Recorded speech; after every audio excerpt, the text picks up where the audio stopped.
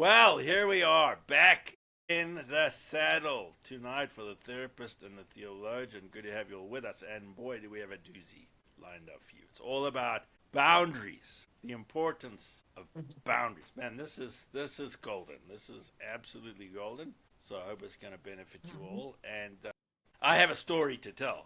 I, ladies and gentlemen, have a story to tell about boundaries. But before I get there, it's over to my amazing, talented, intelligent, young, and full of life co host, the one and only Sandy B. Thank you. Thank you. Thank you, Gavin, for that wonderful introduction. I am a wonderful, intelligent, beautiful young All of co-host, the above. as you There we go. said, Yes, all yes. of the above and more. It's just that we don't have time We don't have, yeah, we ran out of for space. Yeah. run of space and maybe adjectives even at some point. Yes, true that. True that. Yeah. So you're right, you're talking about boundaries today, but we're not talking about how to have boundaries or the healthy version of boundaries. We're going to be talking about poor boundaries because that's what a lot of people suffer from. It's poor boundaries. And then after we've diagnosed ourselves and we've placed where we are or what we struggle with, or maybe there are people in our lives that have poor boundaries that just need to be like on the straight or narrow, how to go about navigating those kind of relationships. And you said earlier on that you have a story to Oh share boy, about boundaries. boy. Yeah, I I do, bet you and do. do I ever? You are going to get the tissues ready because it's. I'm not proud. I'm not proud of this at all. But when you ask me, do you have? Would you Mhm. happen to have one of those on file? A story about lack of boundaries or poor boundaries. Boom. There it was. So clearly, it fits the bill. So in my former life as pastor in a local church, people would ask all kinds of strange requests at the most inconvenient times from me and my family. But because we're taught, that you got to care for the people, and unfortunately, in a lot of the training, it seems as if the people are more important than the God of the people. So, boy, you got Mhm. to keep them happy. Mhm. You got all this. You got to do that. So I was prone to agree to requests that were unreasonable. And if I'd had boundaries in place, I wouldn't have this regret right now, and I wouldn't have this story to tell you. So it was a Saturday afternoon. Okay, Saturday afternoon. Those hours of a Saturday afternoon are precious time in the life of a pastor, and for the pastor's family. Mhm. And I agreed, out of the goodness of my heart, to assist the family for a dedication service for their precious little bundle. Against babies, I happen to like babies, but this was a dedication service on a Saturday afternoon where I had to make it worse and to make it sting even more for me, where I had committed to go play tennis with one of my sons. Yeah, exactly. Hang head in shape. I've got gravel rash from hanging my head for this one. It's my dear little boy said, and I said, my boy, I'm sorry, something that come up. He said, that's okay, Dad. We'll do it another time. So there I was, standing with this arrogant, entitled family who weren't even regulars at church. They appeared. And and asked me for this favor, and turned it into a bit of a Miss Universe pageant kind of thing. And there I was, like Kippy, standing there, knowing that I had sacrificed time with my son, who had asked me to go play tennis with him. And I'd said, yes, I can do it Saturday afternoon, because that's always time I have for the family. And here I am, putting up with this bunch of people who did their thing and then walked out and didn't even give me anything, an honorarium or anything. But the thing that really hurts me to this day is that my little boy had to be all grown up and mature and say, it's okay, Daddy, we'll do it another time. When I think about that phrase, when I Mhm. say those words now, it still hurts me. It still breaks my heart Mm. because I didn't have boundaries. Yeah, yeah. Because people will then use you like as an extension of, or as a and for them it's a life event, and for them it's a performance and it's a show, and for you it's like missing out on time with your children. Exactly, well put. That's exactly it. Yeah, yeah. So the English definition of a boundary is something that's a marker or Yeah. a limit, or like it's a physical Yes. barrier. Barrier. And then in psychology, a boundary, it's a rule or a limit that you set to protect yourself from behavior or treatment from others that you deem as unacceptable or as uncomfortable. Yes. It's to protect yourself. And then I think I heard it from you. You said boundaries protect you, they don't keep people out, I think. Something to that Yes. effect. Yeah, yeah. And scripturally, what would you say boundaries are? Scripturally, I think boundaries are knowing the Lord and what the Lord expects, what the Lord requires, which is very different to what people demand, and knowing oneself and knowing one's strengths and weaknesses and where Mm-hmm. boundaries need to be set and maintained, not to compromise, not to allow those boundaries to get moved back or forth, but to be there and make sure that everybody knows that and respects that. And to do that, one has to have a lot of self confidence, which actually is Christ confidence. It's not self confidence. Yeah, Christ confidence, and be very secure in that I'm affirmed and I'm valuable because of who I am in Christ. Not I'm keeping people happy. That's the worst way to live. I'm afraid, yeah, I've got to keep people happy, and that's terrible. That's no way to live. That's survival. It's not actually absolutely. survival. It's actually dying. It's a Yeah, slow, painful death, actually. So I think yeah. biblically, it fits in there in terms of all kinds of things, knowing our limits, knowing our Mhm. weaknesses, so that we can, put the sandbags where they're needed to reinforce weak areas. And I like a walk through the Bible. A great organization, Bible teaching, serving with and alongside local church, and they've got a great, I think it's a 6-part series on the Book of Romans. And one of the things that comes out of that study is that we need to be. This is a phrase that I really like, and I'd recommend people to think about it and actually examine it and maybe get walk through Bible material. They talk about being sober in self-assessment. Mhm. And when I heard that phrase for the first time, it just resonated with me. Be Yeah. sober in self-assessment. Don't have a low view of oneself. Worm Mhm. theology. A lot of Christians, have worm. I'm useless. I'm no good. Blah blah. No, we call Mhm. that worm theology. That's not biblical. I'm a child of Mhm. God. I'm created in the image of God. I'm the apple of God's eye, along with my brothers and sisters in Christ. It's a very healthy self-image, but sober and self-assessment is, okay, I have weaknesses. I have places where I'm prone to want to please people. I'm prone Mhm. to be too defensive. I'm prone to go too far to try to show people I'm really working. I'm really spiritual. I'm working so hard. Mhm. And also at the same time, not to be so full of oneself. And it's some pastors are such narcissists and so self-centered. You hear it in their sermons. They're always actually talking about themselves and telling people how hard they work and Yeah, where they were last night at 1 in the morning. I was with a family. Blah blah yeah, blah blah blah. yeah, It's so pathetic and it's so transparent. So a sober and yeah. self-assessment is just, I'm here to serve God to the best of my ability. Pardon me, it doesn't Mhm. matter who knows, who cares, because I live for an audience of one. And also, as Paul says in Philippians, I can do all things through Christ. The emphasis in that verse is not I can do all things, it's through Christ. Yeah. I can do all things through Christ who strengthens me. So then poor boundaries would be, I would say, well, the opposite of setting limits. It would be then blurring boundaries, which is often silencing your own needs and seeking external validation and approval. And a Yeah, lot of the time, people confuse kindness with poor boundaries. And kindness very is much so. yeah, kindness is what you want to do, something you want to do. Whereas poor boundaries is doing something because you feel you have to do it or you must do it.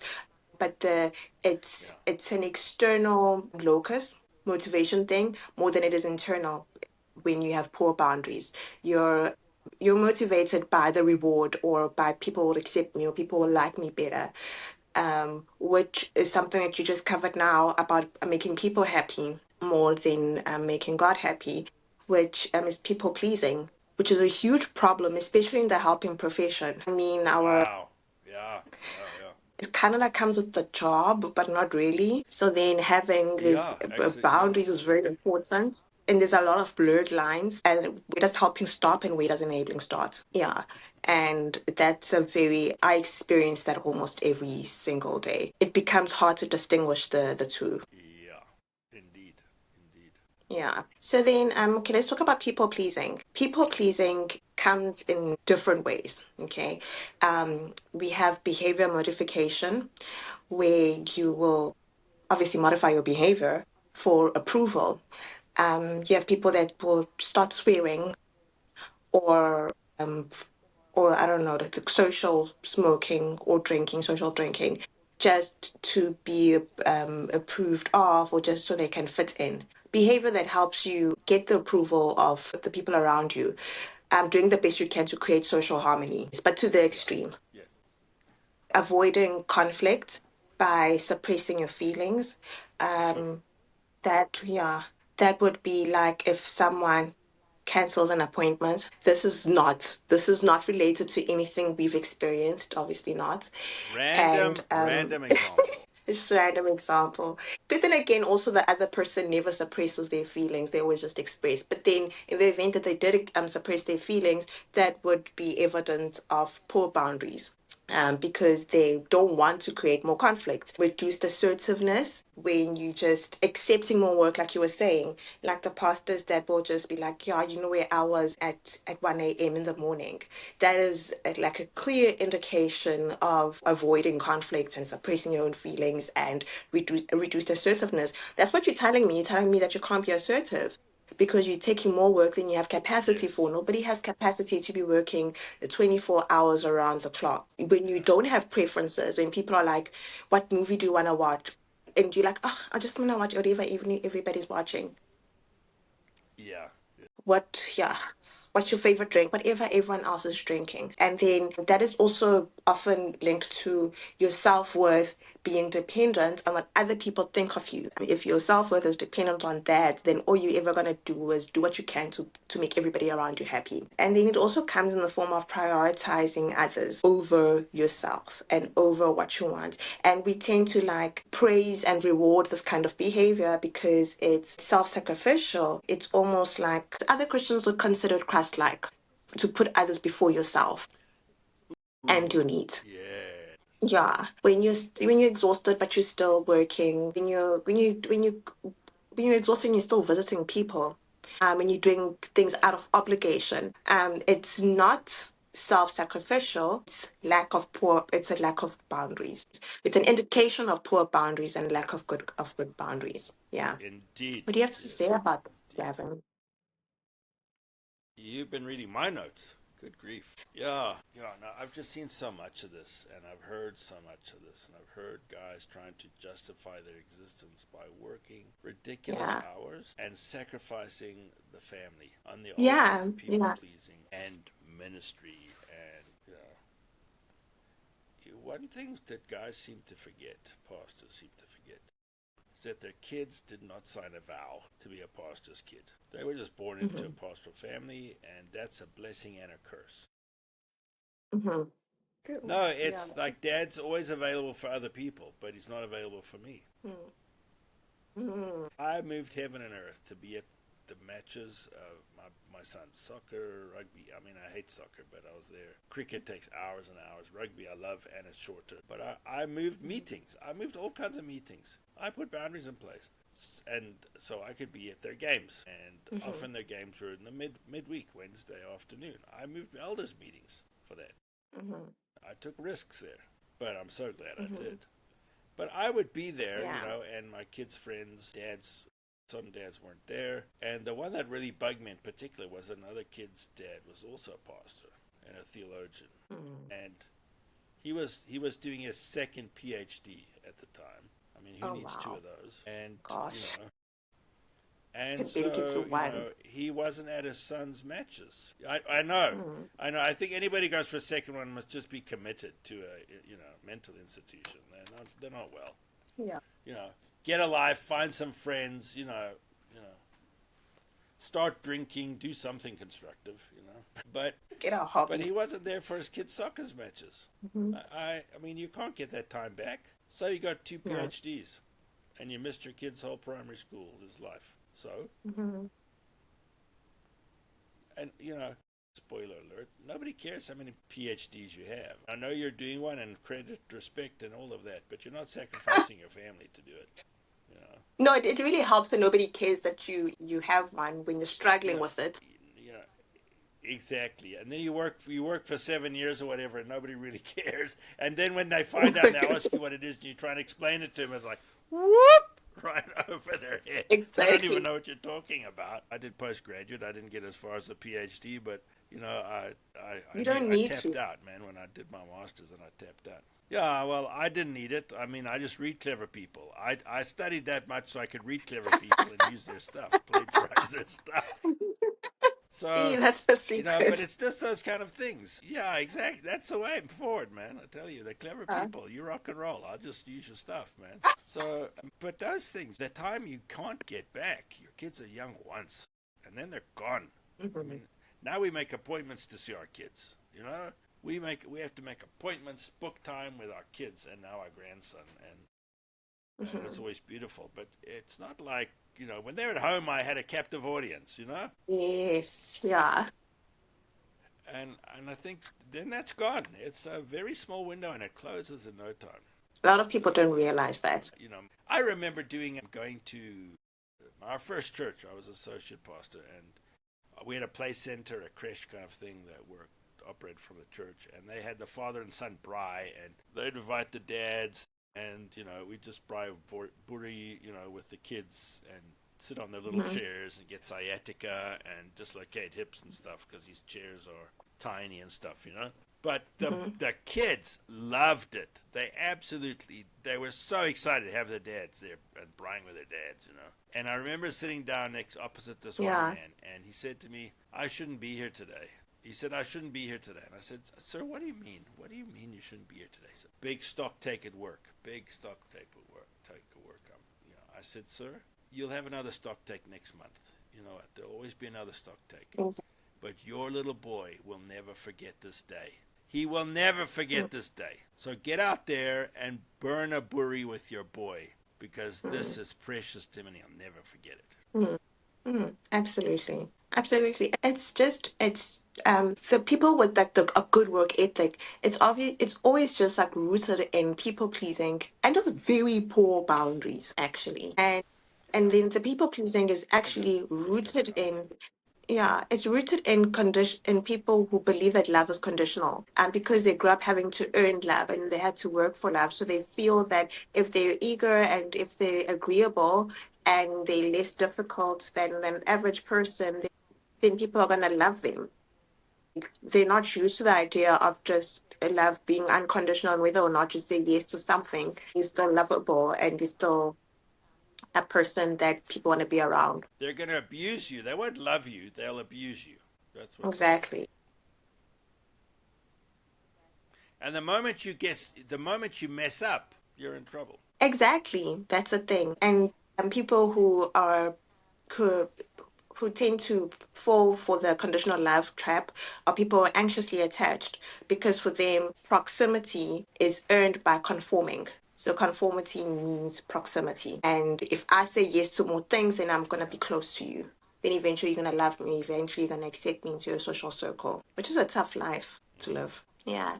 And then It what you is. talked about earlier on, especially with pastors and people in the helping profession, the the concept of collectivism and the social culture that we're conditioned into existing and being the whole concept of Ubuntu I am because we are, if it can be distorted into, if I don't do this to appease everybody else, then I'm going to be alienated because in a collective culture, we have a shared identity. We have a group identity, and Mm-hmm. everybody just needs to just kind of like chip in. So Yeah, if yeah. everyone is going to a ceremony that I That's it. don't believe that I should be a part of, then I'm going to let the group down, and I will not be a part of the shared Yeah, identity. yeah, Yeah. yeah. Whew, man, that's powerful stuff. Yeah, put on Yeah. an apron and chop some veggies. Even it happens to Not be yeah. a special day for you. Exactly. You need to be part of the ceremony and event Yeah, because I'm part of this community and I want to be part of this community. Like it's part of my identity now. And yes, it's self-sacrifice. We spoke about this. Like it's masked as you sacrificing yourself, and that's something we need to applaud as a community, and that's something we need to reward you for. And if you're not going to sacrifice yourself, then you are too autonomous for this community. You're too independent for us. Uh, yeah. Yeah. And that always Wow. often leads to overcompliance. It's either you're self-sacrificial or you're too autonomous, or you're just like overcompliant. Well, which is what some people who go to events and just like chop vegetables, they're just very overcompliant. You know, exactly. Again, Yeah, again, we very need to differentiate between the kindness, wanting to, and feeling like you have to. That's the difference. That's the difference. Yeah. Yeah. And another one is people who grew up in abusive homes or environments tend to do, the fight, flight, freeze, or fawn. The flight is obviously running, and then the freeze, you stop. Yes, it is fight because you see a Yeah. threat and you think Yeah. that you can That's me. fight it. Fight. Yes, then you realize that you can't fight the threat, then you run, then that's flight. And then you get to a point where you're Yeah. running and you're like, let me just play dead and hopefully it's gonna go away. Then there's freeze. But there's another one called fawn, which is not talked about very often. And that one is it means that you retreat sort of. You appease the threat. You give into it because you've learned that as a child, if there would be retaliation, and then you want to minimize that. Yeah. So Exactly. if you're forced into situations where you want to say no, you've learned that saying no means there's going to be a retaliation, a violent one or a negative one. So you rather appease the threat and you'd rather just say as yes to as many things as you can to make the situation comfortable for you, which is people who live in survival mode. Like then I'd say that survival mode because you're just trying to Yeah. lessen It's the the opposite of comfortable. How ironic is that? Yeah. There you are. Yeah. It's the opposite of comfortable. And hand in hand with children that had been parentified, when children take on the role of a mom or a dad, and they're caregiver and they're looking after Parentified. everyone. There we go. Yeah. Yeah. And they've just learned to look after everybody around them and nurse everybody else's emotions, and they come last. Yep. Yep. Anything to add before I go to my last one, which is my favorite one? Let's go there. Let's go there. Okay. Let's The go. last one is called it's opposite of autonomy. It's sociotropy. And then No. this one is Yeah, actually a you don't get trophies psychopathology. for it, unfortunately. No, no, you don't. Yeah. Um, it's actually a psychopathology. It's called a psychopathological altruism. And that means that a person will do anything and Pathological everything to altruism. save. Wow, that's Yeah, quite a yeah. Wow. yeah, that's a word you'd like. Sure. Yeah. Yeah. Yeah, it's a person that will do absolutely any and everything to save a toxic relationship because they've based their identity on external validation and what other people around them think of them. They need approval. They need connection. I mean, we all need connection, but then they base their identity on connection and seeking approval. It's an externalized self-esteem, and we spoke about this early on, and they will do whatever they can to create social harmony within interpersonal relationship. That means that, like I said, silencing your own needs in order to just, create this harmonious existence, which is not always possible. It's an excessive need for social approval. And the example that I read about was a speaker who had a spotlight that was connected to the audience. So whenever the audience clapped, the lights would shine. Whenever they stopped clapping, the lights would flicker. And then whenever the audience left, then the lights would switch off. It's the best way to describe this. Hmm. It's an emotional tank that's dependent on the approval of others. And I think that kind of sums up Wow. people pleasing, I think. Yeah. So my question for you would be, in the helping profession, we often experience burnout. How do we know we're carrying burdens that God didn't ask us to? That's a great question. So important for helping profession. So important. look, there, and I think it's important right off the bat to distinguish, even good work makes us tired. We don't have a problem with putting in a hard day's work and coming home feeling, if I can get that end of the day feeling, I put in a good shift, I worked really hard, there's dignity in work, there's honor in work, I did well, but then I can go home, down tools, unwind, and refresh. But when we are doing it for the wrong reasons, you can never finish work. Work's never over. Because I can do more. I could do that better. That person. Oh, I said yes to that. You're not doing it from a place of a full reservoir. You're doing it from a place of an empty reservoir. And you running on empty constantly. So there's good exhaustion, and bad exhaustion. When God wants us to do something, when God's called us and equipped us and given us capacity for something, we will have that end of the day exhaustion. At the end of a week in ministry, Monday, I was unavailable. I was a puddle. I could hardly get out of bed, literally.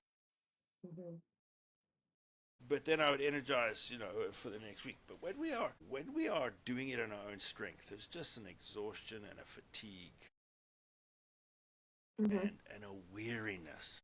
And then we start dragging ourselves through the day, and we say yes on autopilot. We don't have the energy. We're in an overdraft. So, and when it's God calling us, God equips us. Henry Blackaby, the guy, I don't know how many people have read Experiencing God, but it's a great study. I'd highly recommend it. And he makes the point that when God calls us to do something, he's already equipped us. We're not aware of that, but he's taken us through a journey, a process, a season of training and preparation. So when the Lord lays something on our heart to do, we might think we don't have, I can't do this, it's more than But if it's from God, he's equipped us already, and by his Spirit he empowers us. And it's in our area of gifting, but it's maxing out the gifting. So it's not like I can just be on autopilot and do this without any heart or without any... No, I'm in my sweet spot in terms of gifting, but this is stretching that sweet spot to beyond what I thought was the boundary. Now, these are good boundaries, What I thought the boundary was at one point God says, no, you got more in the tank. You can go further. And I think, I'm finished, Lord, I'm tired. No, God created us. He wired us. He wove us together. He knows our capacity, and he knows exactly what we can handle because he's created us for that. So he will push us to our actual point of depending on him, and that's a great place to be. Yeah. I heard a great illustration. I don't know who made the point, but you see people run a race, especially athletics, track events. The guys cross the line and they collapse, but the winner always has enough energy to run around the track again, jumping up and down and celebrating, and other guys who didn't win are like on the track dead. The point is that there's always more in the tank than we think there is. Absolutely. Because if that guy had run, like look at Usain Bolt. Usain Bolt probably, at his absolute best when he was smashing world records, I reckon, as an armchair expert, he was probably at maximum 85% of his capacity. If he had gone to 99% of his capacity, 100% of those records would stand for 100 years. And he underperformed. And I'm not taking anything away from the amazing guy he is, and a very good guy by all accounts. But if he had pushed himself, those records would stand for a long, long time. When God calls us, he equips us and he enables us. Yes. When we're doing it to please people out of a sense of guilt, or the worst reason in the world, and I've heard it a million times, well, somebody's got to do it. Why does that somebody have to be you? Or another version of that. You're getting me onto a hobby horse now. Another version of that. Well, if I don't do it, nobody will. So, what's your point? Don't do it. Because you'll do it, and nobody's going to thank you because they didn't want to do it. If you don't do it, you'll raise awareness. And you're going to complain. There's a gap here. There's a hole here. Yeah, exactly. Yeah. But to say nobody else is doing it, or it's the worst. It's the worst reason in the world to do anything. What I would often do in the local church is, And we always try to have a succession plan, somebody to take over in a ministry and stuff. But you get to points in a season in a ministry, whatever it might be, and the main person steps down, retires, moves away, whatever happens. And then people come running, oh, we need somebody's got to do this ministry. And I'd always ask, well, why do we have to do it? Maybe this is the time for us to just step back, let the land lie fallow, and see if somebody really feels it has to be done, or better yet, a group of people feels it has to be done, they'll step up and do it.